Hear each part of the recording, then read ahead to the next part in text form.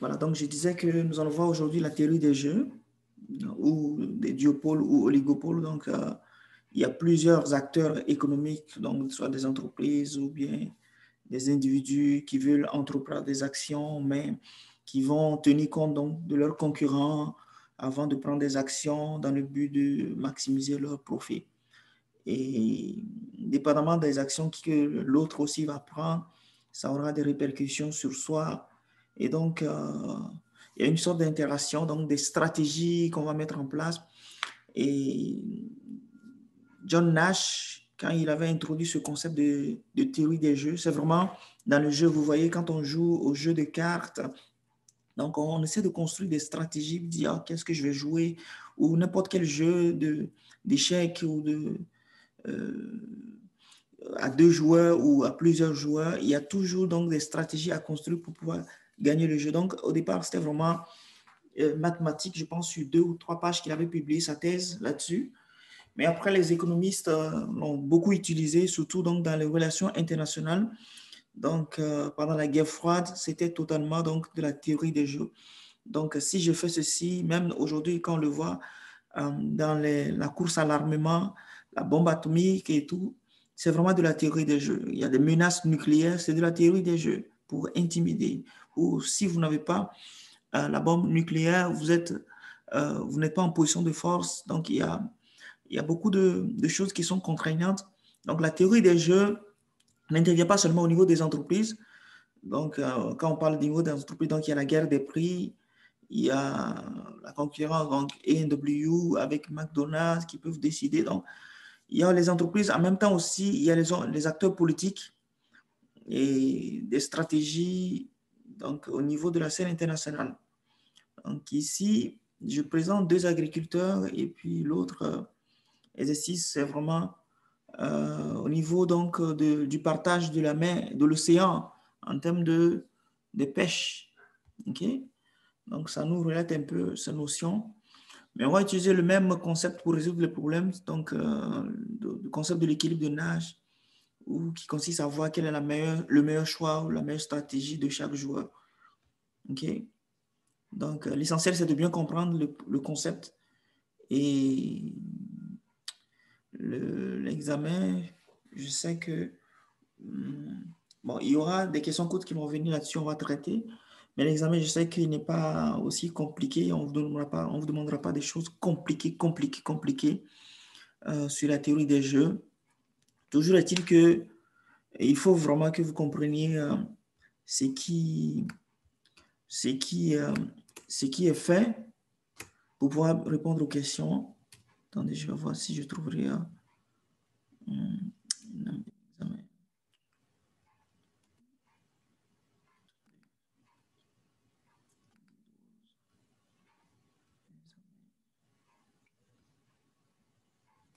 Okay.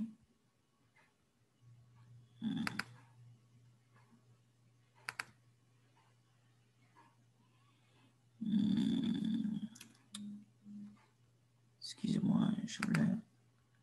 OK.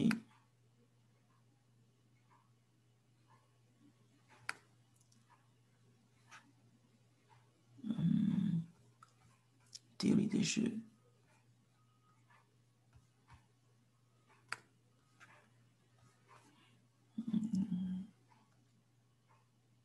OK.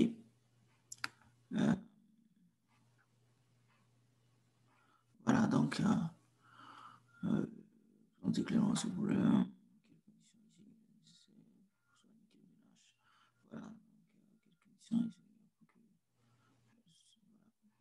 Voilà, donc, c'est vraiment du classique. C'est vraiment du classique que l'examen, ce sera vraiment du classique. Donc, si vous comprenez bien les exercices qui sont ici, la manière dont on va déterminer les équilibres de Nash, je vous assure que vous allez répondre clairement et simplement les questions donc de l'examen final sur la théorie des jeux. Okay. Alors, donc, on va y aller. L'exercice 1 dit qu'il y a 2 agriculteurs qui font paître des vaches dans une prairie commune pour obtenir le lait. On suppose que le rendement de chaque vache dépend du nombre de bêtes paissant dans la prairie et que, pour des raisons de contraintes de crédit, chaque agriculteur peut au maximum posséder 2 vaches. Ceci donne le tableau suivant. Nombre total de vaches, rendement par vache. Okay. Donc, s'il y a une vache, chaque vache va entraîner un gain donc, de 8. Pour 2 vaches, chaque vache entraîne un gain de 5. Lorsqu'il y a 3 vaches dans la prairie, donc chaque vache donc, a un rendement de 3. Lorsqu'il y a 4 vaches, chaque vache a un rendement de 2. Donc, vous voyez qu'au fur et à mesure que le nombre de vaches dans la prairie augmente, ben, les vaches sont moins nourries et donc leur poids est faible et donc le rendement aussi est faible. Okay? Donc, on n'a pas intérêt à aller tous dans la prairie avec des vaches. En même temps aussi, on n'a pas intérêt à ne pas en posséder beaucoup. Donc, c'est dans ça qu'on va décider des stratégies qu'il faut jouer. Alors, la question petit 1, c'est de définir le jeu sous forme normale correspondant à cette interaction. Alors, il faut comprendre que chaque agriculteur peut décider de posséder soit 0, 1 ou 2 vaches. Okay? Le premier agriculteur a ses stratégies, soit avoir 0 ou 1 ou 2 vaches. Le deuxième agriculteur a 3 stratégies également, 0, 1 ou 2 vaches. Alors, si aucun des deux ne possède pas de vaches, et non, si tous les deux ne possèdent de vaches, alors, ben, évidemment, personne n'aura de gain. Donc, si un joueur ne possède pas de vaches, son gain sera 0, 0, 0. Alors, l'autre joueur est celui qui va prendre tous les gains. Donc, s'il a une vache, les gains, c'est 8. S'il a 2 vaches, les gains seraient 10 parce que chaque vache va apporter un gain de 5. OK? Si le joueur 1 a une seule vache et le joueur 2 n'a pas de vache, alors cette seule vache va rapporter un gain de 8. Mais si l'autre joueur aussi a une seule vache, c'est que chaque vache apporte des gains 5, 5. Si l'autre joueur a 2 vaches, c'est que chaque vache apporte un gain de 3. Donc, le premier joueur aura 3 et le deuxième agriculteur aura 6. Et si le premier agriculteur a 2 vaches et que l'autre n'en a pas, donc bien évidemment, son gain sera 10 pour 5 gains par vache. Et s'il y a 2 vaches et que l'autre agriculteur a une seule vache, alors chaque vache rapportant 3. Donc, les 2 vaches pour le premier agriculteur sera alors de 6 et le gain pour le deuxième agriculteur sera de 3 parce que chaque vache apporte 3. Ici, lorsque chaque agriculteur possède 2 vaches, alors ça fait 4 vaches au total pour un gain par vache de 2. Alors, chaque agriculteur aura pour gain 4. J'espère que vous comprenez bien le tableau de gain. OK? Parfait. Alors, la deuxième question, c'est de procéder à l'élimination itérée des stratégies dominées. Quel équilibre obtenez-vous? À quel autre jeu ce jeu vous fait-il penser? Alors, quand on dit éliminer les stratégies dominées, c'est que vous regardez, bon, c'est d'après ce que j'explique ici, on note que la stratégie 0 est toujours strictement dominée par 1 pour chaque joueur. C'est-à-dire que jouer 0 est toujours dominé par jouer 1. C'est-à-dire que vous avez toujours intérêt à posséder une vache que de ne pas en posséder du tout, parce que si vous n'en possédez pas du tout, votre gain est 0 dans tous les cas, peu importe la possession de l'autre. Mais peu importe la possession de l'autre, si vous possédez une vache, ben vous aurez soit 8, 5, 3. Donc, c'est mieux que d'en avoir 0, 0, 0. Donc, le 0 est éliminé. Aussi, le 0 pour l'autre aussi éliminé. Donc, il va rester une matrice comme celle-ci. OK? Donc, regardez, restez maintenant dans ce cadre. On a éliminé ça. On a éliminé ça aussi. Il va rester juste ces 4-là. Alors, si vous regardez ça aussi, vous voyez bien que 5, 6, 3, 4, c'est-à-dire si vous possédez une vache, vous avez un gain de 5, 3. Si vous possédez 2 vaches, vous avez un gain de 6, 4. Donc, c'est toujours mieux de posséder 2 vaches que de posséder une vache, peu importe les stratégies ou bien les possessions de l'autre agriculteur. Donc, on va éliminer aussi ça. Maintenant, il reste ça et ça. Et si on regarde aussi pour ce joueur, ce deuxième joueur, lui, il compare aussi 3 et 4. C'est toujours mieux pour lui de posséder 2 vaches que de posséder une vache, peu importe. Parce que l'autre, il sait que celui-ci a toujours intérêt à posséder 2 vaches. Donc, lui, il n'a pas intérêt à posséder une seule vache parce que ça va lui faire un gain de 3. Donc, il vaut mieux qu'il possède 2 vaches et qu'il lui fait un gain de 4 qui est plus grand que 3. Ce qui fait qu'on finit par tomber ici. Donc, l'équilibre obtenu par élimination itérée des stratégies extrêmement dominées est donc 2-2. Donc, où chaque agriculteur possède 2 vaches. Ce jeu rappelle fortement le dilemme du prisonnier déguisé dans un contexte agricole. Parce que, en réalité, vous voyez, ils auraient pu, vous voyez ça, chacun posséder une vache, une vache. S'il y a une sorte de coopération. Et là, ils ont un gain qui est supérieur mutuellement. C'est-à-dire chacun a un gain plus grand que ce qu'ils ont actuellement. Mais vu qu'il n'y a pas de la coopération, étant donné que chacun pense que l'autre va en posséder 2, l'autre a intérêt à en posséder 2 et anticipe aussi donc sa réaction et on finit par tomber sur un équilibre qui n'est pas vraiment optimal ou bien avantageux. Et donc, c'est ça en fait le dilemme du prisonnier parce que le dilemme du prisonnier dit quoi? C'est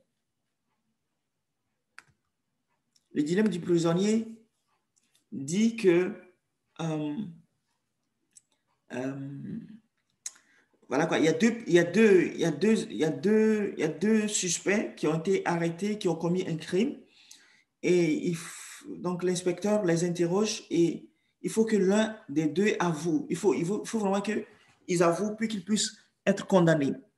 Alors donc on leur propose que si tu avoues et que l'autre n'a pas avoué, alors ta peine sera réduite et que donc chacun trouve que l'autre a intérêt à avouer et tous les deux finissent par avouer alors qu'ils auraient pu ne pas tous les deux avouer et ne pas être condamnés. OK? Donc, c'est un peu ce dilemme-là. Là, j'ai vu quelqu'un qui écrit.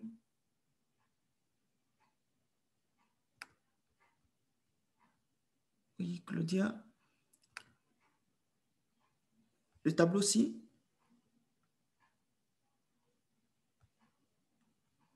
C'est celui-ci ou celui-là? Non, le deuxième. Oui, c'est le tableau des gains. Je comprends pas comment on a réparti 0, 1, 2, sans mon bruit. C'est sûr, peut-être tu as envie sûrement. Parce que je l'avais expliqué tantôt. OK. Essayez de vous connecter à l'heure. Comme ça, on va gagner du temps aussi. OK. Voilà. Donc, j'ai expliqué dans le départ que il y avait 3 stratégies possibles pour chaque agriculteur. C'est quoi les stratégies? C'est pour dire soit 0 vache, 1 vache ou 2 vaches. OK? Donc, je peux posséder donc, chaque agriculteur. Donc, il y a le premier agriculteur que j'ai représenté ici. Il y a le deuxième agriculteur qui est ici. OK? Et les gains du premier agriculteur sont les premiers.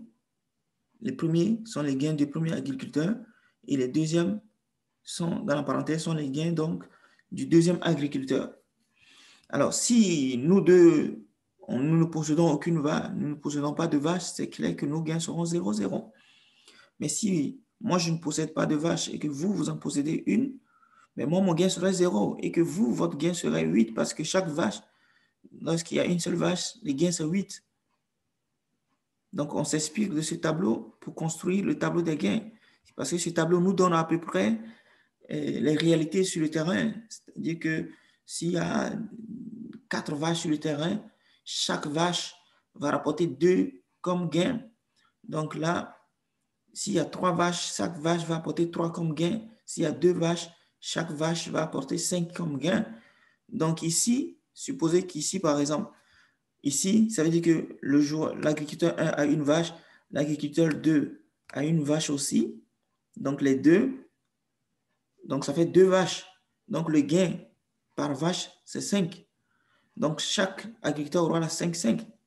Mais si on se retrouve ici, comment on a trouvé ça? C'est parce que l'agriculteur 1 a une vache, l'agriculteur 2 a 2 vaches, donc ça fait 3 vaches au total.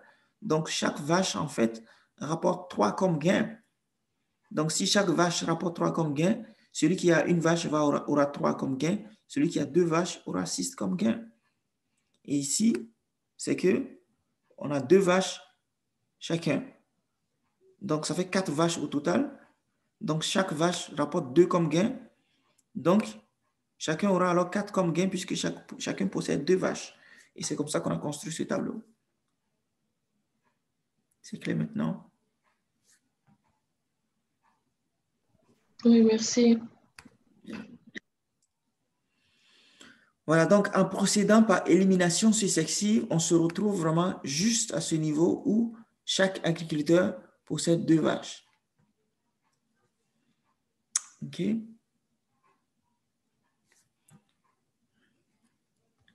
Et la troisième question, c'est quel serait l'optimum social?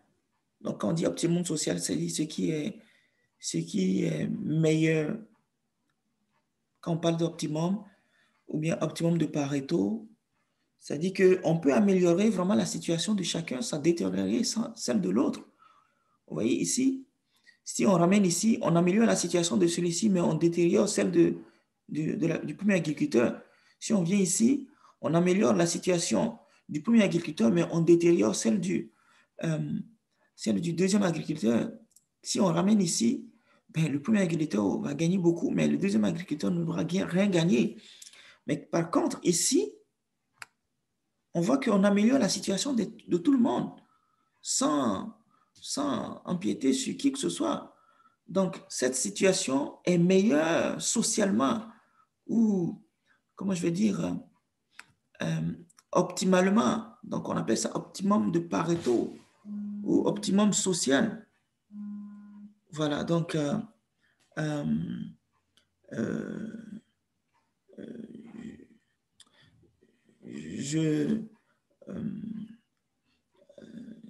donc, le gain 1-1, ici, 1-1, c'est ce qui est socialement optimal. D'accord? Donc, regardons, l'équilibre 1-1 domine l'équilibre 2-2 au sens de Pareto. Les éleveurs utilisent donc trop d'investissement, trop intensivement la ressource commune à l'équilibre de nage. Une manière d'améliorer leur bien-être, même s'il reste rationnel et égoïste, serait d'écrire un contrat les engageant à ne pas élever plus d'une vache, en payant une pénalité à une tierce partie en cas de non-respect du contrat. OK? Donc, pouvez-vous imaginer un contrat entre les deux agriculteurs qui permet d'atteindre l'allocation optimale s'il existe une tierce capable d'infliger une sanction S en cas de non-respect du contrat déterminé S? Voilà, c'est-à-dire que, donc vous voyez ici, ça est meilleur. OK? Maintenant, on veut faire un contrat les obligeant à produire 1-1, de sorte que si quelqu'un décide d'aller produire 2, la pénalité qui va lui être infligée sera beaucoup plus grande que sa perte sera beaucoup plus grande que s'il il élevait une seule vache. OK? Donc, c'est ce que j'ai représenté dans le tableau.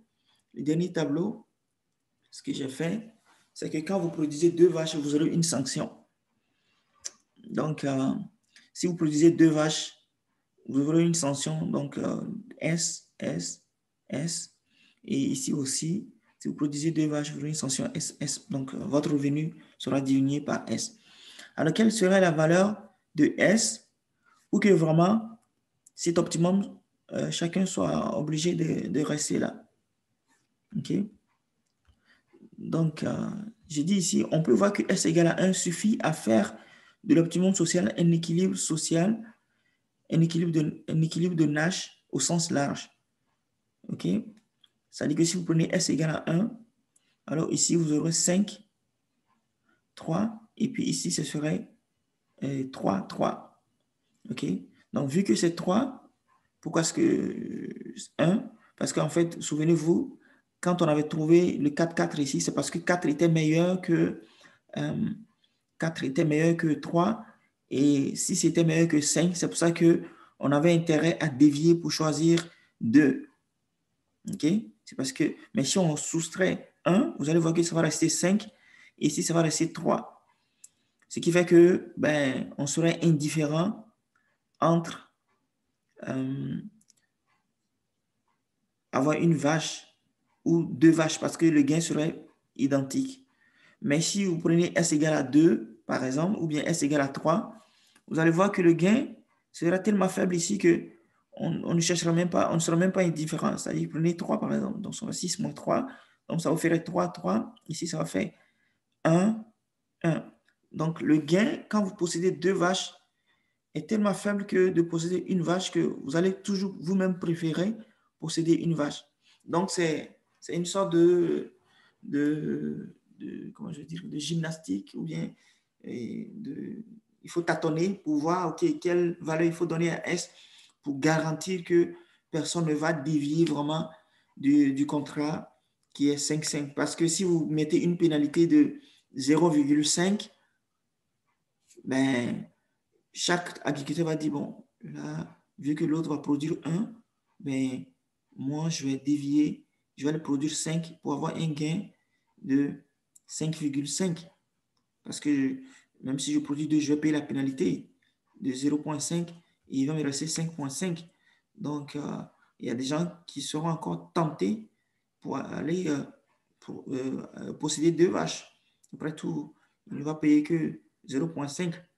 Donc, il faut mettre une taxe ou bien une sanction qui est assez quand même élevée pour obliger à ne pas aller, pour les obliger à ne pas dévier vraiment de la clause de l'entente de posséder seulement une seule vache. Alors, assurément, probablement que l'examen, vous pourriez avoir dans le tableau des gains des chiffres, je veux dire des lettres ou bien des variables comme S par exemple, où on vous demande quelle serait la valeur de S pour que ceci soit un équilibre de Nash. Donc, pour que ceci soit un équilibre de Nash, il faut bien évidemment que 6 moins S dépasse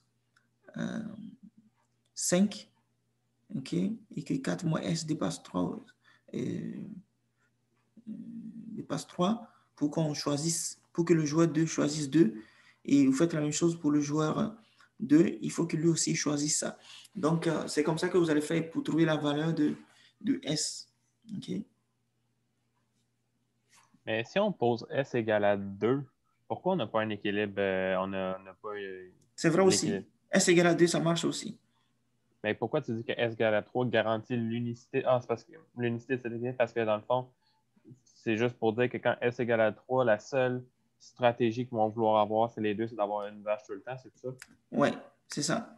Mais si vous prenez S égale à 2 aussi, ça garantit. L'unicité? Oui. Ah, Mais ok, c'était ça. le problème, c'est que S égale à 1 ne garantit pas l'unicité. Pourquoi je parle de l'unicité? C'est parce que quand vous prenez S égale à 1, ça fait 5. Et ici, ça fait 3. Ce qui fait que le joueur, l'agriculteur 1, par exemple, bien l'éleveur 1, est indifférent entre posséder une vache ou 2 vaches parce que c'est 5, 5, 3, 3. Donc, c'est le même gain.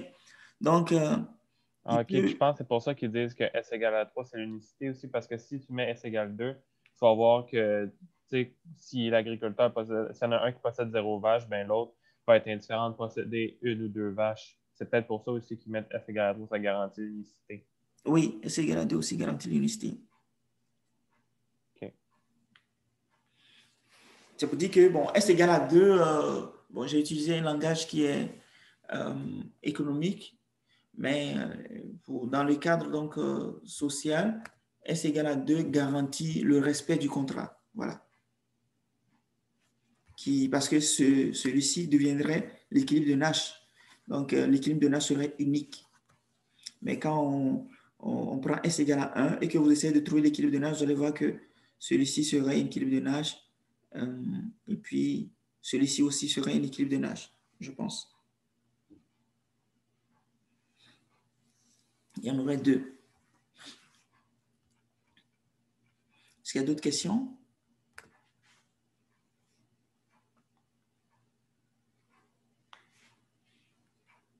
OK. Alors, le deuxième exercice est encore semblable. C'est toujours donc une sorte de réserve commune qu'on a et qu'il faut trouver la méthode, le moyen de pouvoir puiser dans cette réserve-là. Donc, pour préserver le stock de poissons de l'Atlantique Nord, on décide que seulement 2 flottes de pêche, une ici des États-Unis et l'autre de l'Union européenne, peuvent pêcher dans ces eaux. Supposez que l'accord de pêche soit rompu, de sorte que les flottes se comportent de manière non coopérative. Supposez que les États-Unis et l'Union européenne peuvent envoyer en mer 1 ou 2 flottes. Supposez également que plus il y a des flottes dans la zone, plus des prises totales de poissons sont importantes, mais plus la prise de chaque flotte est faible. La matrice suivante indique le profit hebdomadaire réalisé des 2 côtés. Le premier gain représente celui des États-Unis et le deuxième celui de l'Union européenne. OK? Donc, c'est ça. Donc, si chaque union envoie une seule flotte, donc les gains sont 10-10. Si une union envoie une flotte et que l'Union européenne envoie 2 flottes, ben, l'autre perd et puis l'autre gagne 12. Donc, ainsi de suite. Donc, si les deux envoient 2 flottes,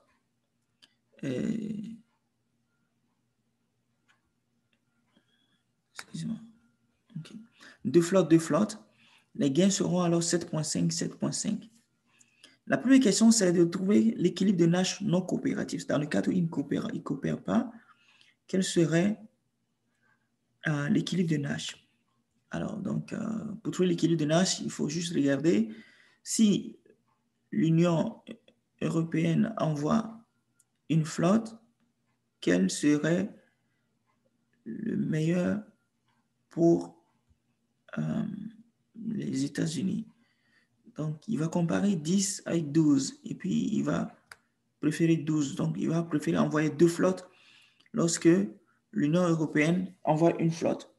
Si l'Union européenne envoie 2 flottes, quel serait le choix donc, des États-Unis? Il va comparer 4 et 7,5 et c'est mieux pour lui le 7,5.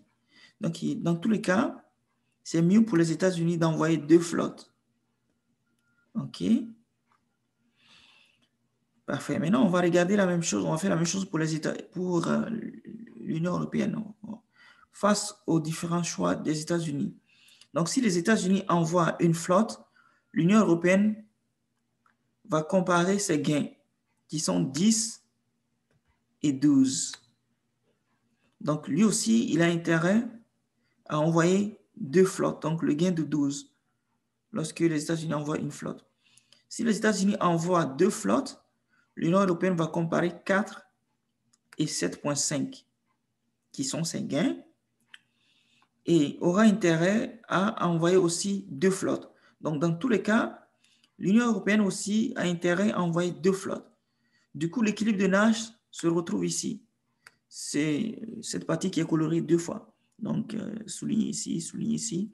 Ça fait que l'équilibre de Nash, c'est 2 flottes, 2 flottes. Donc, chaque union envoie 2 flottes sur l'Atlantique Nord pour la pêche.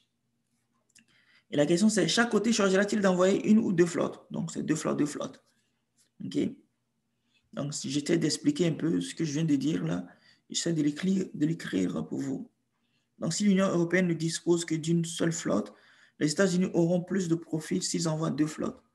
Si l'Union européenne envoie 2 flottes, les États-Unis auront un bénéfice plus élevé s'ils envoient également 2 flottes.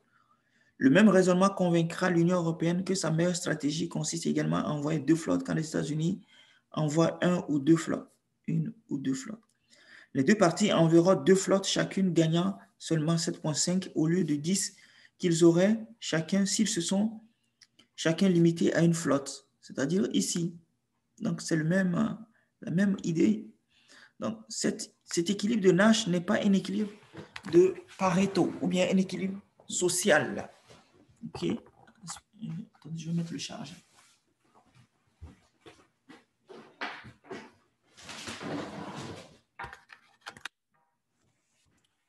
Voilà. Donc, on voit que l'équilibre de Nash est ici, qui n'est pas un équilibre social. D'où la nécessité maintenant donc de rentrer dans des accords internationaux, des accords de libre-échange, des accords de coopération, des accords de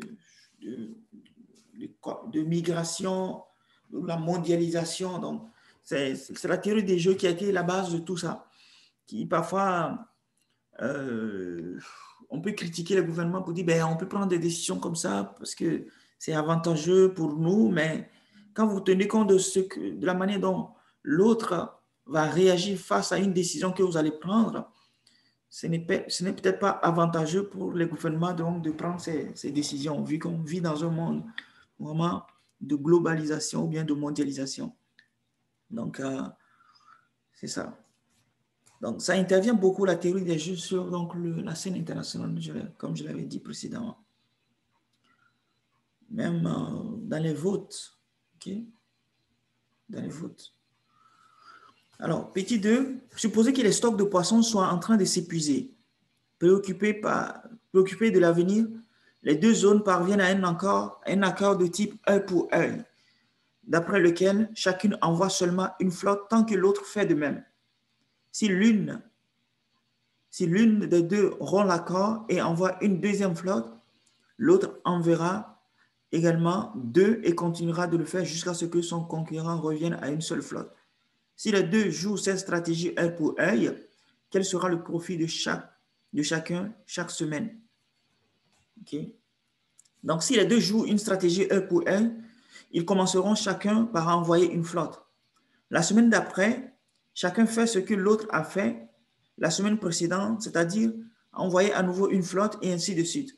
En conséquence, les États-Unis et l'Union européenne auront un bénéfice de 10 chaque semaine dans cet accord de œil pour œil. Parce que l'autre craint qu'une fois qu'il aura triché en envoyant 2 flottes et gagné un gain de 12, la semaine qui va suivre, l'autre va envoyer aussi 2 flottes et les gains vont tomber à 7,5 pour toujours. Donc, vaut mieux préserver la confiance qu'il y a et maintenir une flotte, quoique les Américains peuvent dire, ben, on peut en gagner 12 s'ils ne tiennent pas compte de ce que l'Europe pouvait aussi répliquer. Donc, c'est un peu l'idée ici. OK? Et comme je l'ai dit, pour réussir l'examen, il faut arriver à trouver l'équilibre de Nash comme je l'ai trouvé tantôt. Et si jamais on remplace les 7,5 ici par X et Y, à vous de donner une valeur à X et Y pour que, voilà, faisons ça en même temps. Donc,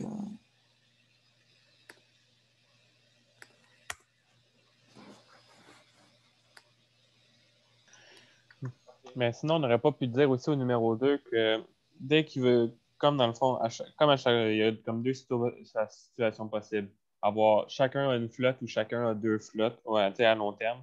Fait qu'à la limite, si quelqu'un décide d'envoyer 2 flottes, ils vont finir par avoir moins de profit. Fait qu'à la limite, c'est que dans le fond, sinon, s'ils envoient 2 flottes, la décision va faire qu'ils vont faire moins de profit. C'est un peu ça que tu disais dans le fond. ouais. Si, je te montre juste pour être sûr. oui, c'est-à-dire que si l'autre envoie 2 flottes, ça fait que le gain va tomber. Donc, on a intérêt à conserver l'accord, en fait, en envoyant une seule flotte. Si j'ai bien compris ce que vous avez répété. Hein. Ouais, c'est bon. Là, c'est juste pour être sûr que j'avais bien compris, mais j'enfonce un peu. J'ai réalisé que c'est un peu ce que tu as dit. C'est correct. OK. Attendez, je vais représenter.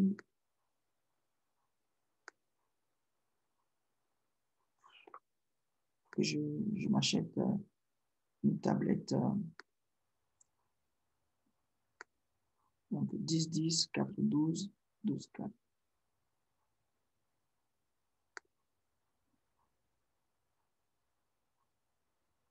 Donc ici c'est 12.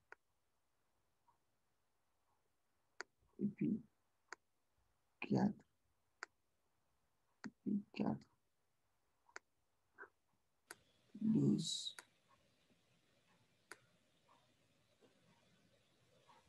Et puis là, je vais mettre X.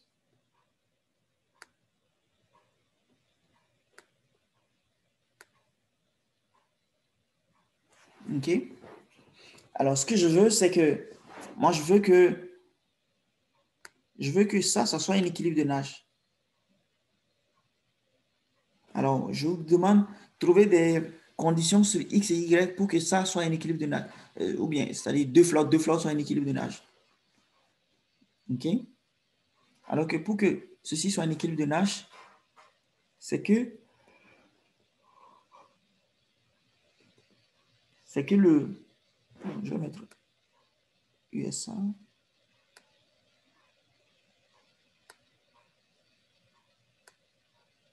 Puis Union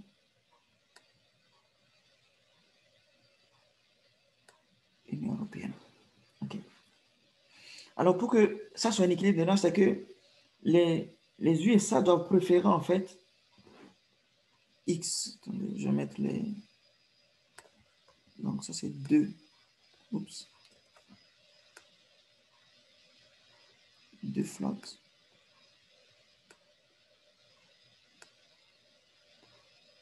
Une flotte.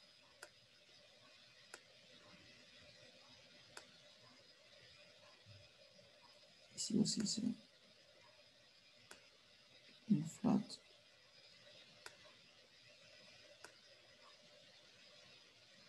Puis, 2 flottes. Voilà. Alors, donc, pour X, les USA, les États-Unis doivent avoir pour intérêt d'envoyer 2 flottes face à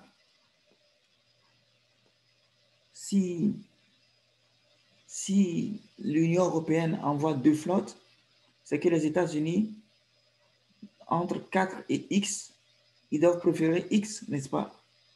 Donc, ce que ça dit, c'est que X doit être plus grand que 4.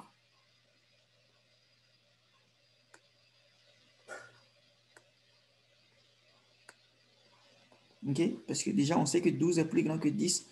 Donc, les États-Unis vont vouloir jouer ça. De même que, est-ce qu'il y a une autre condition? Non. L'essentiel, c'est qu'il soit plus grand que 4. Maintenant, pour l'Union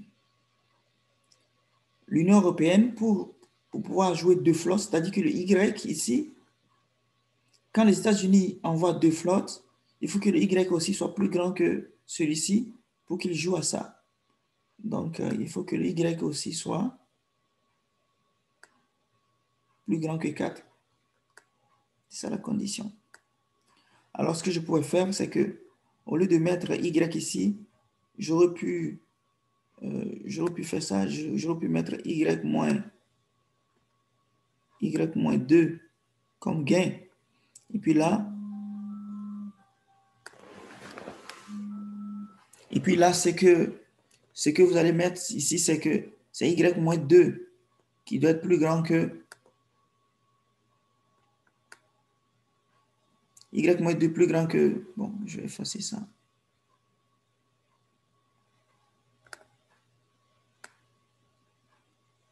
Voilà. Donc, Y moins 2 supérieur à 4. Donc, dans le fond, ça revient à dire que y est supérieur à 6.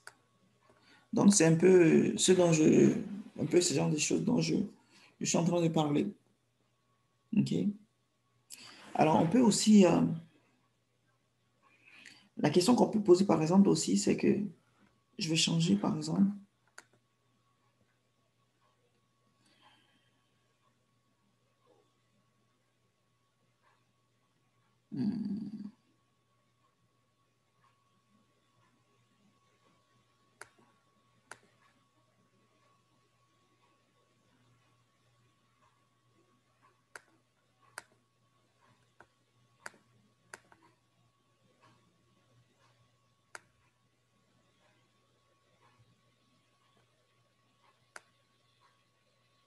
je mets 9, puis 7. OK? Alors, je veux que ça soit un équilibre de Nash. Donc, quelle est la condition sur X et Y pour que celui-là soit un équilibre de Nash? OK? Pour que celui-ci soit un équilibre de Nash, donc c'est un peu comme les taxes dont je vous ai parlé. Bon. Je vais refaire le graphique.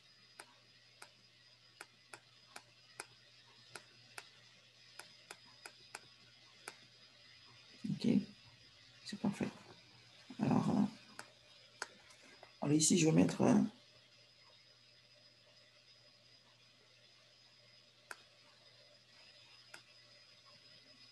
8 moins X virgule 2 moins Y. Et puis, je vais mettre 7 moins Y. Ici, je vais mettre 9 moins X. OK? Là, je vous demande de trouver la valeur de X et Y pour que...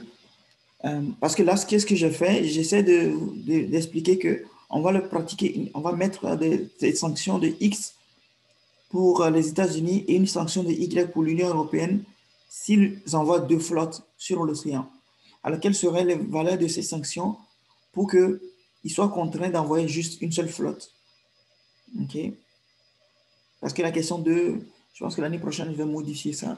Je vais ajouter une autre question, une troisième question en disant que ce n'est plus un accord œil pour œil, mais plutôt une tierce personne, par exemple l'Organisation des Nations Unies, qui va sanctionner les États-Unis ou l'Union européenne de tel montant X ou Y s'ils envoient 2 flottes sur l'océan. D'accord, donc je vais ajouter ça. Et donc, ça nous donnerait un peu ce schéma-là.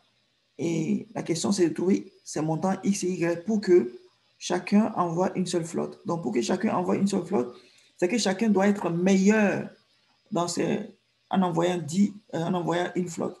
Donc, pour les États-Unis, par exemple, ils doivent être mieux en envoyer une flotte que d'envoyer 2 flottes. C'est-à-dire que 10 doit être plus grand que 9 moins X.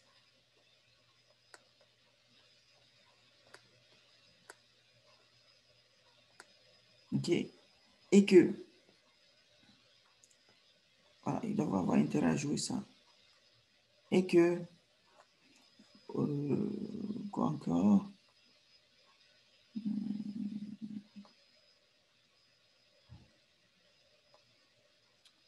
Quatre aussi, plus grand. 4 aussi, plus grand que 8 moins X. OK? C'est-à-dire que face à une flotte, il joue une flotte. Face à 2 flottes, il joue encore une flotte. C'est toujours mieux pour lui de jouer une flotte. Donc, les gains pour une flotte est toujours mieux que les gains pour 2 flottes. Maintenant, pour les États-Unis, pour l'Union européenne aussi, vous allez voir que 10 doit être plus grand que 7 moins Y.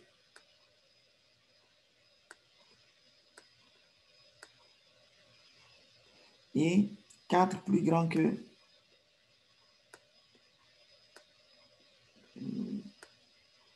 2 moins Y. OK? Alors, ici, ça va donner quoi? X plus grand que moins 1. Donc, ça ne donne pas... Ça veut dire que même s'il n'y avait pas de sanction, cette condition est toujours vérifiée parce que 10 est toujours plus grand que 9 moins X. X étant un nombre positif. Si tu en enlèves 9 moins quelque chose, ce sera toujours plus petit que 10, donc c'est correct. Et ici, 4 plus grand que 8 moins X, ça revient à 8X. X quoi? Plus grand que 4. OK, donc c'est ça la condition sur X. Il faut que la sanction dépasse 4. Donc si c'est supérieur à 4, vous allez voir que ça va marcher. Et ici, l'Y va être plus grand que 2. OK. Donc, vous voyez bien que les sanctions ne sont pas les mêmes pour tous les pays. Donc, même, vous allez voir les sanctions, ce qui concerne la production du CO2 n'est pas aussi identique pour les pays, quoi. Donc, c'est ça, un exemple que je voulais vous montrer. Est-ce qu'il y a d'autres questions?